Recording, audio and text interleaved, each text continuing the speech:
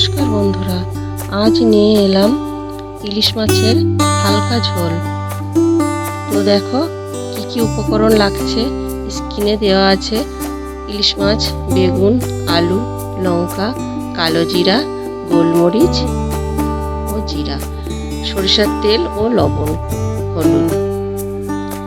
তো এবার আমি ইলিশ মাছগুলোকে লবণ ও হলুদ দিয়ে ম্যারিনেট করে নেব। এবার কড়াই গ্যাসে চাপিয়ে তেল দিয়ে দিলাম। তেলটা গরম হয়ে এলে আমি মাছগুলোকে ছেড়ে দেব। এই মাছগুলোকে বেশি ভাজবো না, হালকা এপিট ওপিট উল্টিয়ে ভেজে নেব। এবার মাছগুলোকে আমি তুলে নেব।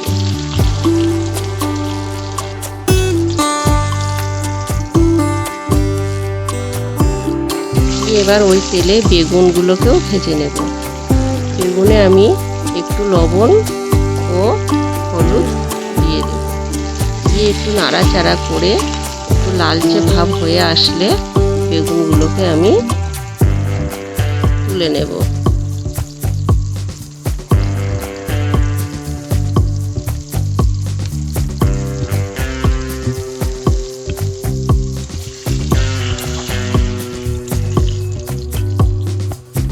এবার ওই তেলে আলুগুলোকেও ছেড়ে দেব। দিয়ে একটু লবণ ও হলুদ দিয়ে দেব। দিয়ে একটু নাড়াচাড়া করে একটু লালচে ভাব করে ভেজে তুলে নেব।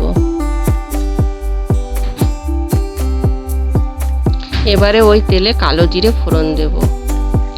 কালো জিরেটা হয়ে আসলে আমি একে একে মশলাগুলো দিয়ে দেবো। জিরে বাটা, গোলমরিচ বাটা ও কাঁচা লঙ্কা বাটা দিয়ে খানিকক্ষণ কষিয়ে নেব। এবার আমি হলুদ, লবণ ও কাশ্মীরি লঙ্কা গুঁড়ো দেব। আর একটু কষিয়ে নিয়ে সামান্য পরিমাণ মতো জল দিয়ে দেব। দিয়ে ঝোলটা ফুটে আসলে আমি লবণ ও হলুদ দিয়ে দেব। দিয়ে এই ফুটন্ত ঝোলে আমি আলু বেগুন দিয়ে দিলাম।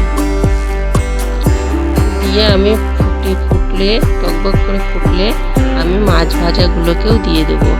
দিয়ে মিনিট 5 আমি ফুটাবো।